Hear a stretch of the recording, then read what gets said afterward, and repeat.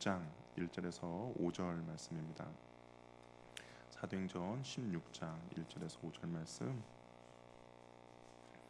우리 한 절씩 서로 교도하도록 하겠습니다. 1절 말씀 제가 먼저 읽겠습니다.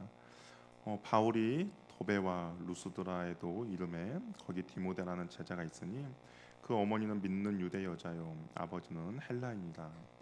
디모데는 루스드라와 이고니에 있는 형제들에게 칭찬받는 자니 바울이 그를 데리고 떠나고자 할새 그 지역에 있는 유대인을 말미암아 그를 데려다 할례를 행하니 이는 그 사람들이 그의 아버지는 헬라인인 줄 다 알미러라. 여러 성으로 달려갈 때에 예루살렘에 있는 사도와 장로들이 작정한 규례를 그들에게 주어 지키게 하니. 함께 읽겠습니다. 이에 여러 교회가 믿음이 더 굳건해지고 수가 날마다 늘어가니라. 아멘. 우리 옆에 분과 한번 인사 나누도록 하겠습니다. 사랑합니다. 축복합니다. 예, 사랑합니다. 축복합니다. 우리 인생을 살다 보면 어떻습니까? 내 마음대로 되는 것이 없는 게 인생이라고 이야기합니다. 어렸을 때는 뭐든지 다 할 수 있을 것 같아요. 세상이 만만해 보입니다. 그 초등학교 아이들에게 장래 희망을 물어보면 어떻습니까? 대통령부터 각 부처의 모든 중요 인물들이 그 반에 다 모여 있죠. 그래서 친구들은 고민이에요. 왜 고민하냐? 대통령 선거에 나오면 누구를 찍어줘야 될지 고민합니다. 근데 이제 문제는 각 반에 그런 애들이 한두 명씩 꼭 있다라는 거죠. 그러니까 정교 안에서만 해도 대통령이 꾸민 애들이 수십 명이 됩니다. 그러다가 그냥 학년이 점점 올라갈수록 현실을 깨닫게 돼요. 내가 할 수 없는 일들이 더 많다라는 것을 알게 됩니다. 인생이 그런 거야라고 위안을 삼을 수 있습니다. 그런데 문제는 뭐냐면 정말 어렸을 때부터 내가 하고 싶고 내가 바라고 이루고 싶은 것들이 막혀서 아무것도 할 수 없는 상황이 벌어질 때, 그럴 때는 이제 이야기가 좀 달라지는 것이죠. 하나님이 막으신다라고 느낄 때가 있습니다. 하나님이 간섭하신다라는 생각이 들어요. 내 마음대로 안 됩니다. 그래서 하나님 향해서 원망도 하고 그럽니다. 하지만 우리가 한 가지 꼭 기억해야 될 것은 이 하나님의 막으심은 다른 곳으로 인도하기 위한 하나님의 또 다른 방법이라는 것이죠. 좋은 것을 주시기 위한 하나님의 인도하심입니다. 우리가 이번 주하고 다음에 말씀을 이런 부분을 가지고 좀 더 말씀을 좀 나눠 보려고 합니다. 바울과 바나바가 심히 다투었죠. 교회 리더가 어떻게 그럴 수 있나라고 생각할 수도 있습니다. 그러나 이것은 또한 하나님의 또 다른 계획이고 하나님의 협력하여 선을 이루어 가심에 하나님의 또 다른 방법이라는 것이죠. 두 사람이 다툼을 통해서 하나님의 일은 더욱더 확장되어져 갔고요. 넌 특별히 마가의 회복에 대한 기회를 하나님께서 허락해 주신 겁니다. 그리고 선지자 실라는 바나바를 대신해서 바울의 동역자가 되었죠. 디아스포라 유대인이면서 로마의 시민이기도 한 실라를 통해서 하나님께서는 후에 바울이 로마를 향한 바울의 선교 사역에 최적한 인물을 붙여 주신 겁니다. 바나바가 할 수 없는 그 일을 이제 실라를 통해서 하도록 대신하게 하신 것이죠. 바울과 실라가 이제 수리아와 길리기아를 다니며 교회를 견고하게 합니다. 우리 한번 지도 한번 보여주시겠습니까? 이 바울의 이제 2차 전도 여행인데요.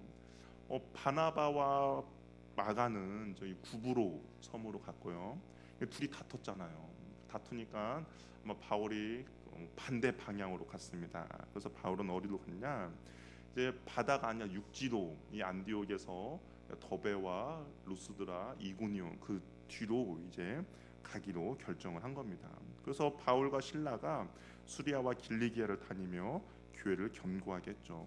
근데 특별히 길리기아 지역이 그 안디옥 약간 한 11시 방향에 있는 그 큰 넓은 지역이 길리기아 지역인데 그 지역은 어떤 지역입니까? 바울의 고향 다소가 있는 곳이죠. 그래서 안디옥으로 부름 받기 전에 바울은 거기서 오랜 시간 복음을 전한 곳입니다. 바울의 전도 계획은 1차 전도 여행에서 세워진 교회를 돌보는 것이었죠. 바나바와 마가가 구부로로 갔기 때문에 바울은 이제 바다가 아닌 육로를 선택한 겁니다. 이 길리기아를 지나 1차 전도 여행지였던 더베와 루스드라에 도착하게 됩니다. 근데 오늘 보니까 이 더베와 루스드라에 도착했는데 루스드라에서 누구를 만나게 되냐? 바로 디모데를 만나게 되는 것이죠.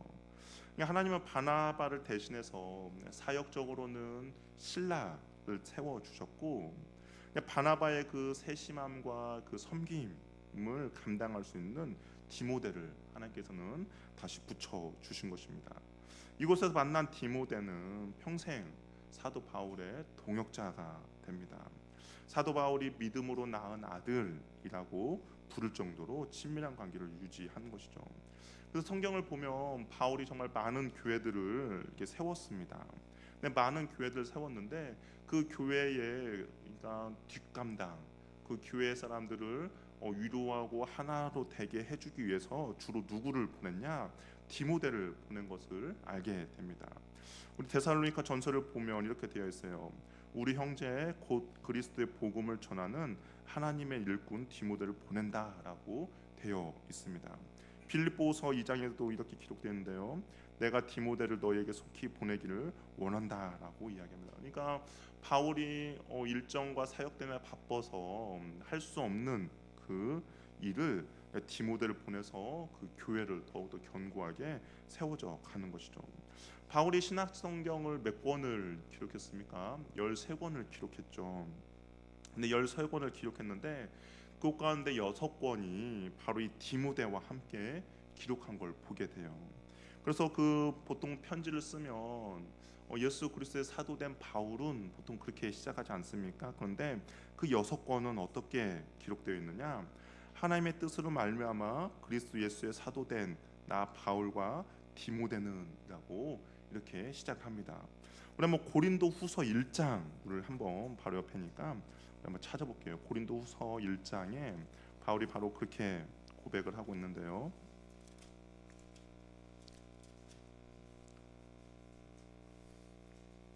한번 읽어보도록 하겠습니다. 고린도후서 1장 1절 한번 읽어볼게요. 시작. 하나님의 뜻으로 말미암아 그리스도 예수 사도된 바울과 형제 디모데는 고린도에 있는 하나님의 교회와 또 아가야에 있는 모든 성도들에게, 여기가 이제 고린도 후서만 기록된 이렇게 한 것이 아니라 빌립보서, 골로새서, 데살로니가 전후서, 빌레몬서 이 6권을 하나님 예수 그리스도의 사도된 바울과 디모데는이라고 기록하고 있습니다. 그리고 그 13권 중에서 또한 2권은 디모데에게 직접 편지했죠.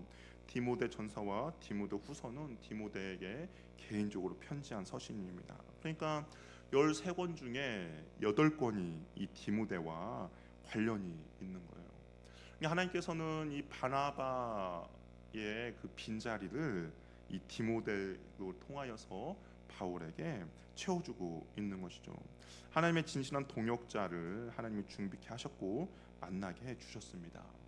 이 성경은 이 디모데를 이제 어떻게 소개를 하고 있는가? 우리 1절 2절 말씀 우리 한번 같이 사도행전 16장 1절 2절 말씀 한번 읽어보도록 하겠습니다. 시작.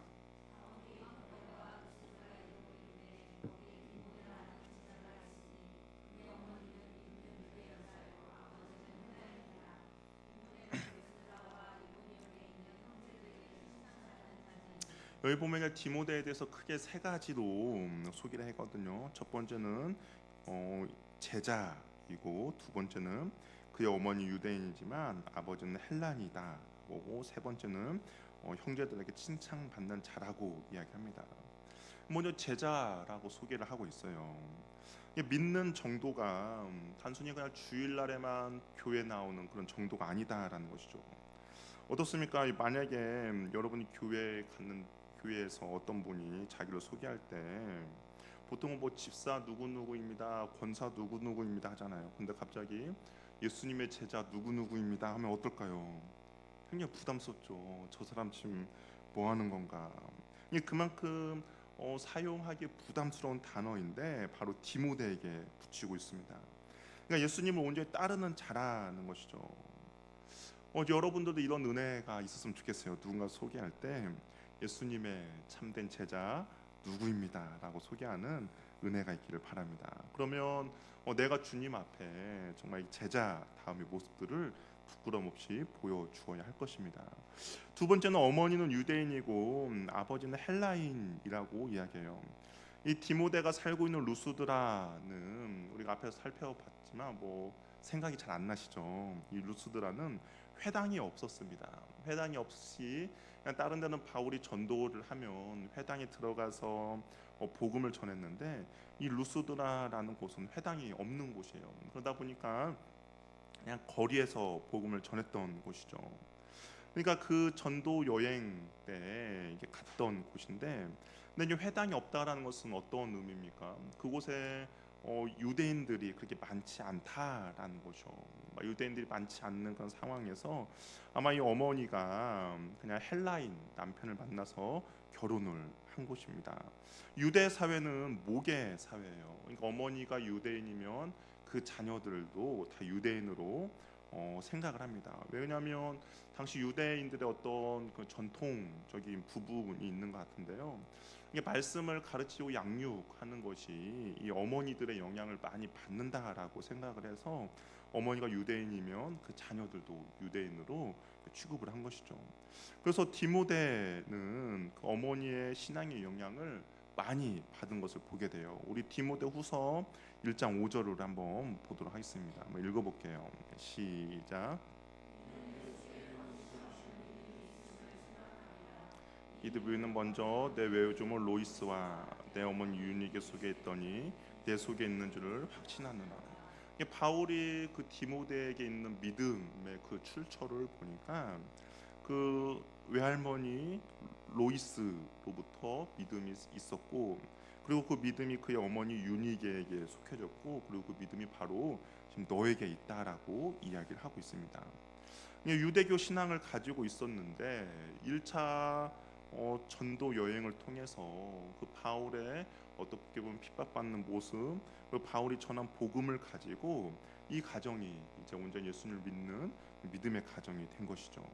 근데 디모데의 아버지에 대한 이야기가 별로 없는 거 보고 아마 사람들이 이렇게 생각해요. 디모데 아버지가 돌아가셨을 것이가 지금은 일찍 돌아가셨을 것이다라고 이야기합니다. 그래서 바울이 디모데를 영적 아들로 이렇게 삼은 것으로 고린도 전서에 나와 있는 것이죠.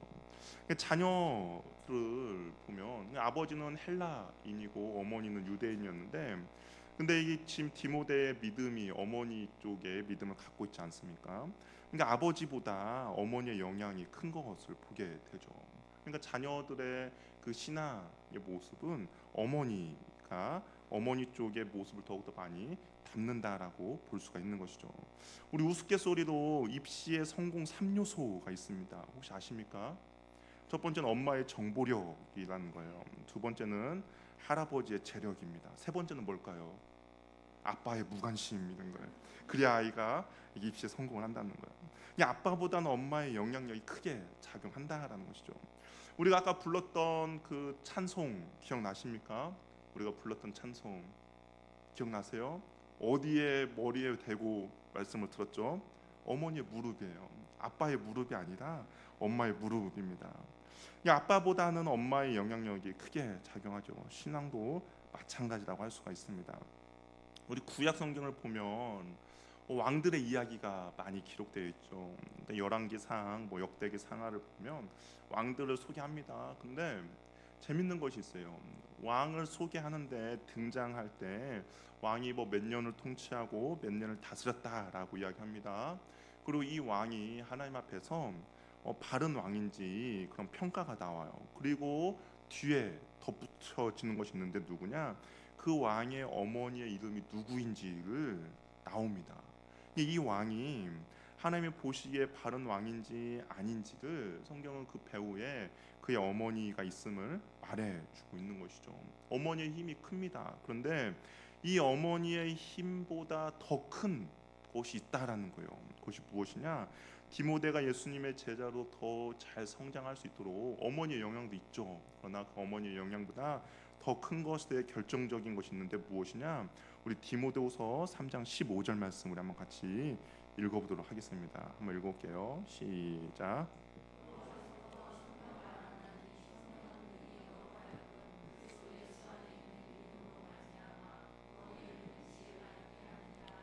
디모데에게 있어서 어머니의 그 믿음을 따랐지만 그 믿음은 결국에는 어디에서 원천이냐? 바로 하나님의 말씀 성경이라는 겁니다. 하나님의 말씀 어렸을 때부터 배웠다라는 거예요. 그리고 그 결과가 지금의 디모데를 만들었고, 그리고 그 디모데를 통하여서 하나님의 나라가 큰 부흥을 맞이하게 되는 것이죠. 성경이 예수 그리스도로 믿음으로 구원에 이르게 하는 지혜가 있다라고 이야기합니다. 그렇기 때문에 우리는 자녀들에게 이 하나님의 말씀을 부지런히 가르쳐야 자녀들이 바로 서게 되는 것이죠.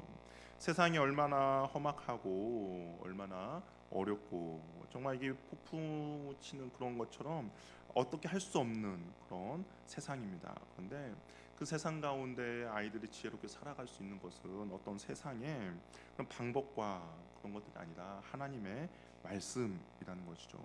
그 말씀을 부지런히 가르쳐서 아이들이 말씀을 기준으로 삼아서 힘들고 어려운 세상들을 잘 살아갈 수 있도록 인도해 주어야 하는 것이죠.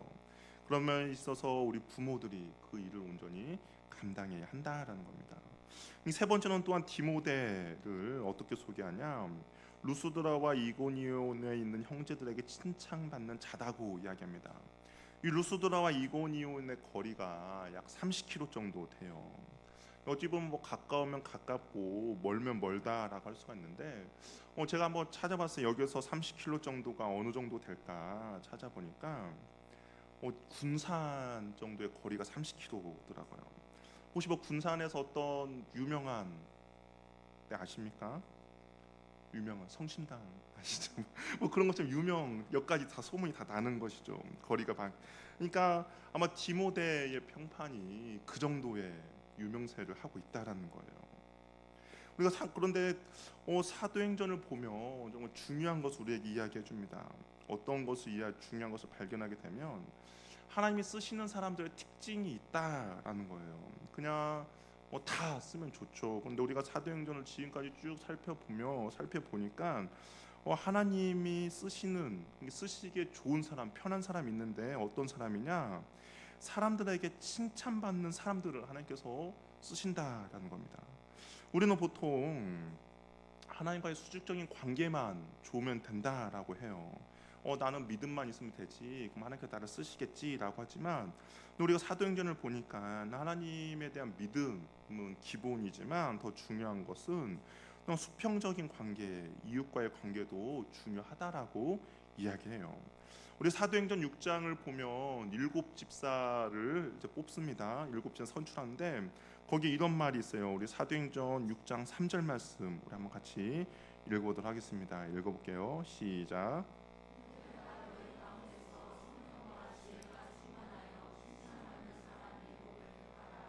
우리가 이 일을 그들에게 맡기고 여기 보니까 성령과 지혜, 하나님과의 관계죠. 뿐만 아니라 칭찬받는 사람을 세우라라고 이야기합니다. 또한 이게 바나바를 소개할 때도 바나바의 별명 위로의 사람이잖아요. 이게 하나님과 관계뿐만 아니라 옆에 있는 지체들 위로해 주는 거예요. 그리고 또 바나바를 또 소개할 때는 그는 착한 사람이다라고 이야기를 하고 있습니다. 이 디모데는 뭡니까? 디모데도 칭찬받는 사람이다라고 이야기를 하고 있어요. 이 하나님의 복음을 전하는 사람을 선택하는 기준 중에 하나가 그 사람이 수평적인 관계, 사람과에 있어서 어떠한 평가를 받고 있느냐를 생각하신다는 거죠. 우리는 이 부분도 잘 생각해야 합니다. 믿음만 있으면 괜찮아가 아니다라는 것이죠. 우리는 복음 전하는 사명이 있죠. 이 복음은 누구에게 전하는 겁니까? 다른 사람에게 전하는 거예요. 다른 사람에게 전해야 되는데 누가 전하느냐에 따라서 결과가 달라질 수도 있다라는 겁니다. 우리 TV 광고나 영화나 드라마 같은 것도 마찬가지죠. 결국에는 그것은 무엇입니까? 상업적으로 팔려고 하는 것이죠. TV 광고를 어떤 뭐 흥미의 요소와 그런 것도 곁들여 있지만 결국은 무엇입니까?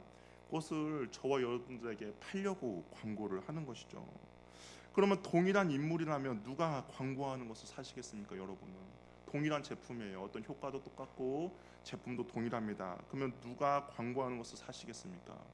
아무래도 내가 호감 있는 사람의 물건을 살 겁니다. 그렇죠. 내가 좋아하고 내가 보기에도 좋고 그리고 사회적으로 선한 영향력을 미친 그런 사람들의 물건을 사는 것이 당연하죠. 그래서 그런 광고할 때도 그런 뭐 조항이 있다라고 하죠. 사회적인 무리를 일으키지 않아야 된다는 그런 조항들이 있습니다. 그래서 그런 조항들을 어기면 어떻게 해요? 매출이 급감하죠. 우리가 뭐 평소 뭐 즐겨 먹던 어떤 제품인데 갑자기 그래서 광고하는 연예인들이 사회적인 무리를 일으켰다. 그러면 그 어, 제품의 불매 운동도 일어나고 그리고 제품들의 판매량들이 급감하는 것을 보게 됩니다. 제품에는 아무런 하자가 없습니다. 그렇죠. 어제와 똑같은 제품이에요. 아무 하자가 없음에도 불구하고 효과도 여전하지만 그럼에도 불구하고 판매량은 떨어지는 거죠. 복음 전하는 저와 여러분들도 마찬가지입니다. 복음은 2000년 이상 아무 변화가 없습니다. 아무런 하자가 없어요. 복음에 뭐 하자 찾아볼 수 없죠. 그런데 그래서 과연 어떤 사람이 가지고 복음을 전하느냐에 따라서는 어떨 때는 그 복음이 사람들이 쉽게 받아들이지만 어떨 때는 그 복음이 오히려 사람들의 가십거리가 되는 경우가 발생한다라는 것이죠. 저와 여러분들이 다른 사람에게 전하는 복음은 어떻습니까? 다른 사람이 잘 받아들입니까? 아니면 오히려 내가 전하는 복음으로 인하여서 그 복음이 오히려 매출량이 줄어들고 있습니까? 우리가 사람 누가 전하느냐에 따라서 분명히 달라진다는 것이죠. 무리를 일으키고 이기적이며 손가락질을 당하는 사람이 전하는 복음은 사람들이 받아들이지 않는다는 안타까움이 있습니다. 그 효과는 여전하지만 복음에 전하는 매개체가 달라져 있기 때문인 것이죠. 우리 저와 여러분이 바라는 것은 그 복음이 다른 사람들에게 온전히 잘 전해지는 은혜가 있기를 바랍니다. 그러기 위해서는 우리가 하나님과의 관계는 물론이고 나와 주변 사람들의 관계도 우리는 잘 살펴봐야 하는 것이죠. 어찌 보면 저와 여러분들은 하나님 나라의 복음을 판매하는 판매원입니다. 나의 자신 때문에 이 복음이 사람들의 구설수에 오르지 않도록 주님 앞에 사람들 앞에 신실하게 나아가길 바랍니다. 이 평생 동역자를 이제 디모데를 바울이 만났어요. 그런데 이해할 수 없는 행동을 하나 합니다. 우리 3절 말씀 한번 읽어볼게요. 3절 읽어보겠습니다. 시작.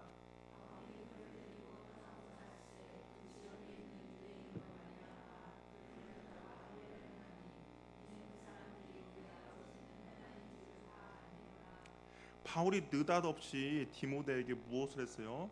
할례를 행합니다. 근데 앞에서 우리 사도행전 15장에서 실컷 이런 논쟁이 있었잖아요. 할례를 해야 되느냐 말아야 되느냐의 문제가 있었습니다. 얼마나 복잡한 문제였는지 모릅니다. 그래서 이것을 자신들이 해결할 수 없으니까 예루살렘까지 가서 그 논의할 정도로 중요한 문제였어요. 할례를 해야 되느냐 말아야 되느냐. 근데 결론은 무엇이었습니까? 할례는 구원에 도움이 되지 않는다. 이방인들에게 이 멍에를 율법의 멍에를 매게 하지 말자라는 결론을 내렸습니다. 이 결론을 내리기 위해서 얼마나 많은 고생을 했습니까? 그런데 2차 전도 여행도 보면 어찌 보면 4절 말씀도 보세요. 4절 말씀도 한번 읽어보겠습니다. 시작.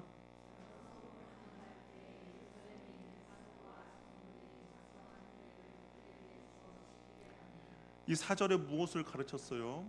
사도행전 15장에 나왔던 그 결론, 이방인들의 구원이 어떤 율법의 행위와 할례를 받으면서 얻는 것이 아니라 온전히 예수 그리스도를 믿음으로 얻어지는 구원입니다라는 것을 4절에도 보면 여러 교회를 다니면서 전했다라고 이야기합니다. 그런데 왜 그러면 바울은 디모데에게 할례를 행하게 했는가? 디모데는 할례를 받을 만한 이유가 전혀 없죠. 그럼에도 불구하고 바울은 디모데에게 할례를 행했습니다. 그 이유가 무엇이냐? 3절에 가만히 보니까 유대인으로 말미암아라고 되어 있습니다. 이 디모데의 아버지가 누구죠? 헬라인입니다. 근데 그 헬라인이고 어머니는 누구입니까? 유대인이죠. 할례를 받을 이유가 없어요. 그러나 이 디모데의 사역이 뭐예요? 유대인들에게 복음을 전하고자 합니다. 근데 사람들이 이제 디모데를 보면 유대의 피가 흐르는 것을 알잖아요. 그런데 할례를 행하지 않았다라는 것이 어찌 보면 장애가 될 수가 있는 거죠. 복음을 전함에 있어서 장애물이 됩니다. 그렇기 때문에 이 바울은 유대인들에게 복음을 전하는 그 장애물을 제거한 것이죠. 유대인들은 할례를 받지 않는 사람들 상종하지 않았어요. 밥도 같이 먹지 않았습니다. 그래서 디모데에게 할례를 행한 거예요. 그가 할례를 받음으로 적합한 유대인들의 자격을 얻게 될, 적합하게 유대인들에게 복음을 전하는 자격을 얻게 한 것입니다. 바울은 디모데에게 할례를 행함으로 그리스도의 자격뿐만 아니라 유대인들에게 복음을 전할 수 있는 자격을 얻게 했어요. 나중에 이방인인 디도도 만나거든요. 디도도 만나는데 디도를 자신의 동역자로 세웁니다. 근데 디도에게는 할례를 행했을까요? 안 했을까요? 디도에게는 어떻을 것 같습니까? 디도에게는 할례를 행하지 않았습니다. 우리 갈라디아서 2장 3절 4절 말씀도 한번 같이 읽어보도록 하겠습니다. 시작.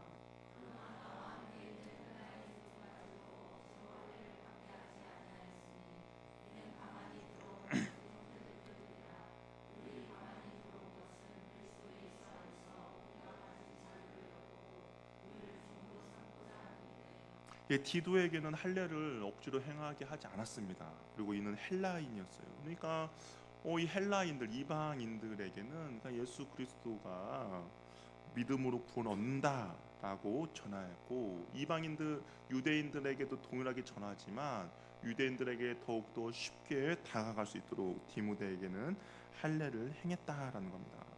바울이 복음 전도에 있어서 원칙이 있었습니다. 본질을 추구하는 유연성을 바울이 가지고 있는데요.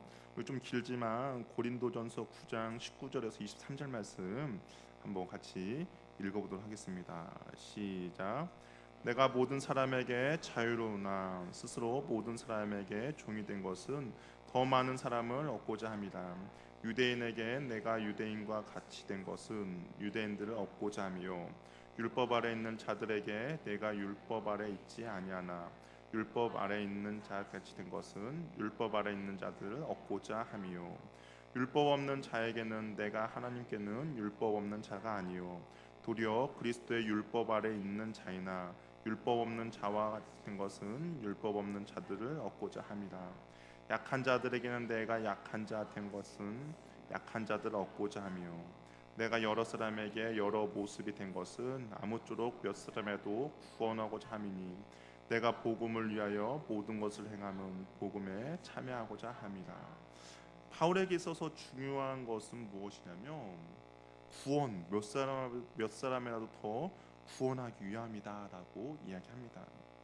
바울의 기준은 비본질적인 것에 옳으냐 옳지 않느냐로 다투며 싸우는 것이 아니라 어떻게 하면 더 많은 사람에게 복음을 전할 것이냐 그것이 더욱더 중요했다라는 것이죠. 그래서 때로는 자신이 굴욕을 당하기도 하죠. 약한 자처럼 약한 자가 된다고 이야기합니다. 또 비참하게 됩니다. 그러나 이것이 더 많은 사람들에게 구원을 복음을 전할 수만 있다면 기꺼이 그 길을 가겠다라고 각오를 하고 있는 것이죠. 나의 자존심이 중요한 것이 아닙니다. 주님의 복음의 전파가 자신보다 더욱더 중요했습니다. 그래서 디모데에게는 할례를 행하게 했고 디도에게는 행하지 않았다라는 것이죠. 복음을 전하는 자로 한 사람에게 복음을 전하겠다는 마음이 저와 여러분에게도 있기를 바랍니다. 때로는 복음을 전함에 있어서 자존심을 내려 놔야 할 때도 있죠. 굴욕을 당할 때도 있습니다. 창피할 수도 있어요. 그러나 그것으로 인하여서 내가 약해짐으로 인하여서 내가 낮아짐으로 인하여서 누군가에게 아무쪼록 복음을 온전히 전할 수 있다면 기꺼이 그것을 감당할 수 있는 용기와 믿음이 저 여러분에도 있기를 바랍니다. 또한 주님께서는 이러한 사람을 통해서 주님의 복음 전파하는 사역을 맡기게 될 거예요. 그래서 결국에는 그 바울이 그렇게 복음을 전하면서 5절에 뭐라고 되어 있습니까? 우리 5절 말씀 한번 읽어보도록 하겠습니다. 시작. 교회가 믿음이 더 굳건해지고 수가 날마다 늘어가니라. 이 교회가 살아있다라는 증거가 바로 이러한 모습이라는 것이죠. 교회가 믿음이 더욱더 굳건해지고 수가 날마다 늘어나는 것이죠. 저 여러분들에게도 그러한 은혜들이 있길 바랍니다. 우리가 사람들에게 칭찬 받아야죠. 칭찬받기 위해서는 내가 다른 사람들에게 섬기며 나아가야 하는 것이죠. 내가 다른 사람들을 보다 낮아질 때 사람들 우리를 칭찬합니다. 때로는 그 낮아짐이 굴욕적일 수도 있고, 때로는 그 낮아짐이 비참하게 될 수도 있고, 자존심을 내려놓을 수도 있고 창피할 수도 있습니다. 그러나 그 낮아짐으로 인하여서 내가 주님의 복음을 전할 수만 있다면 기꺼이 그것들을 선택하는 그 믿음과 용기가 저와 여러분 있길 바라고, 또한 우리가 그러한 삶을 살아갈 때 저와 여러분 섬기는 이 교회 가운데 하나님의 부흥이 일어나게 될 것입니다. 그런 은혜들을 맛보는 저와 여러분이 되기를 바랍니다.